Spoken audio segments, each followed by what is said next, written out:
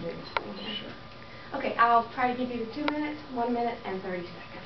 Let me get stated, and then I'll give you a signal when it's ready for you to begin.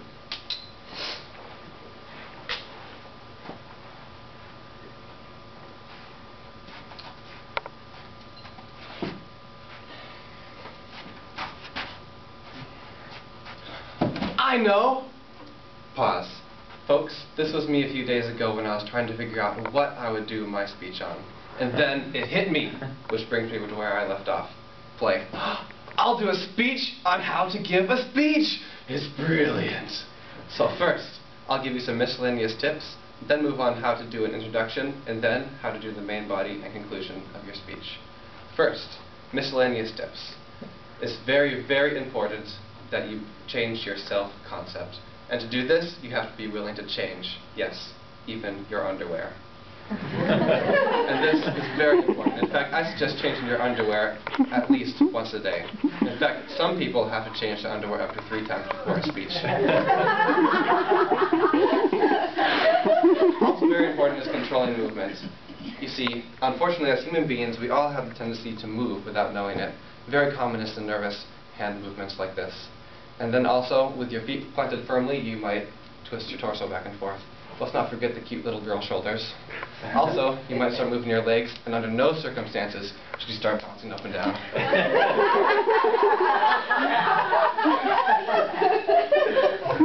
By the way, when was the last time you saw 500 monkeys dancing in tuxedos? I did last time I was at my high school prom. So, I decided to try it too.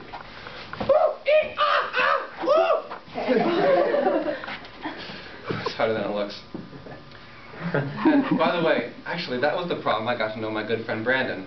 For some reason my date ditched me. And well, Brandon's date ditched him too. And as a consequence, we've been great friends ever since. Okay, last miscellaneous tip, stay on topic. So, now let's move on to the next point. How to deliver an introduction. The first and foremost thing you must do is grab the audience's attention. There are many interesting and creative ways to do this, although my personal favorite is laying down a sentence which is seemingly obvious, but is actually quite controversial and has the potential to make people very angry. For example, Macintosh computers and bricks are actually very different. One is a rudimentary crude object, and the other is a block of clay. Also very important to introductions is eye contact.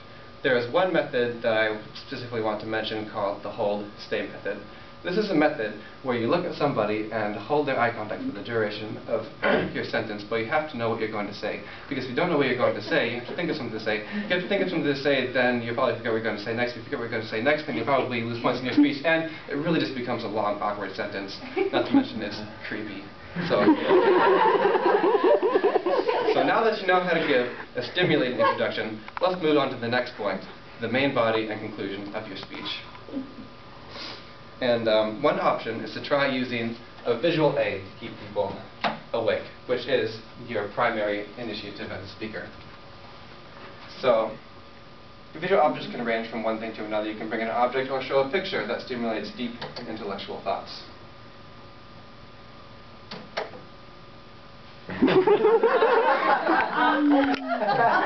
Actually, Miss Pope, this is how I imagine your cat. And that foot does not lie. But really, the best and simplest tip to keeping your audience awake is simple. Don't be boring. And for this particular illustration, I need a volunteer. Taylor!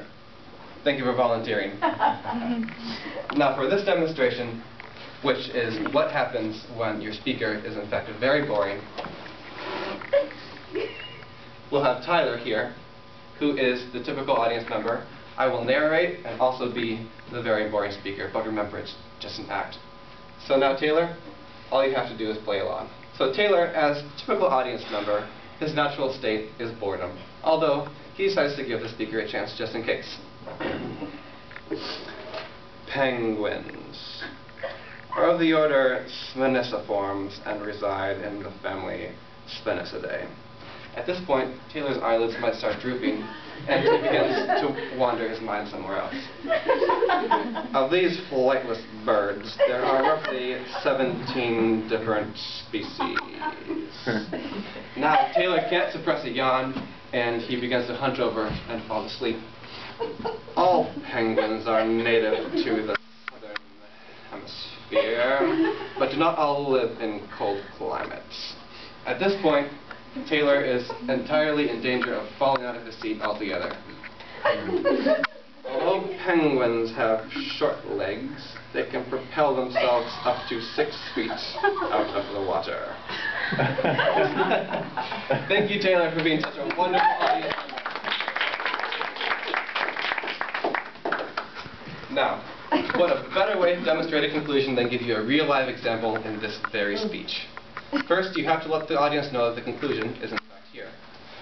The end is upon us! And then, summarize your main points.